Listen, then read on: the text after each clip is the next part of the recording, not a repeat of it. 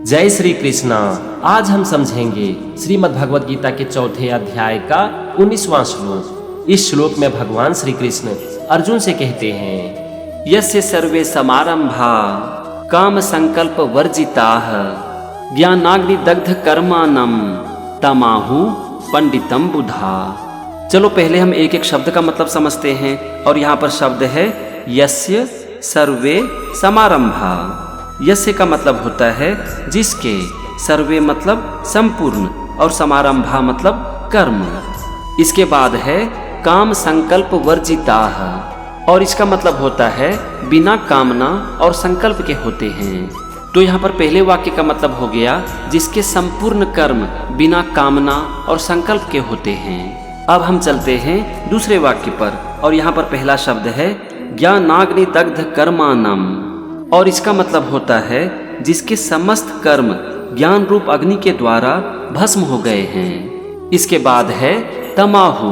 इसमें दो शब्द है, तम और आहु।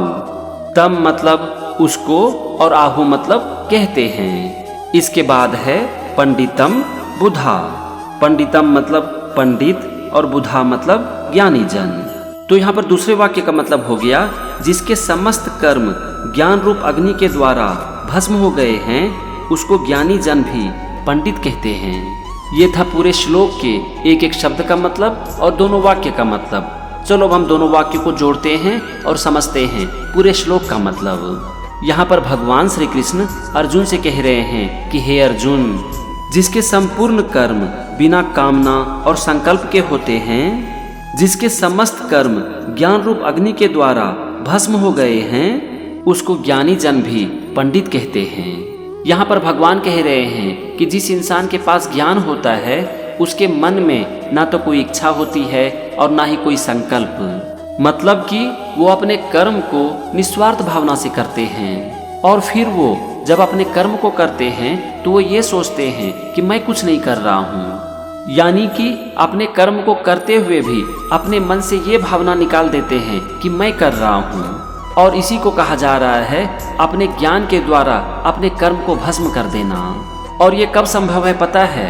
ये तभी संभव है जब एक इंसान पूरे मन से अपने कर्म को करे, निस्वार्थ भावना से अपने कर्म को करे और कर्म फल की इच्छा को पूरी तरह से त्याग दे। भगवान आगे कह रहे हैं कि ऐसे लोग को ज्ञानी जन भी पंडित कहते हैं। मतलब कि ऐसे लोगों को ज्ञानी जन भी ज्ञानी कहते हैं।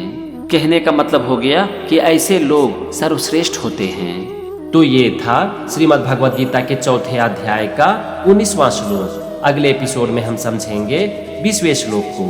तो मेरे साथ बने रहिए और सीखते रहिए श्रीमद् भगवद गीता। जय श्री कृष्ण।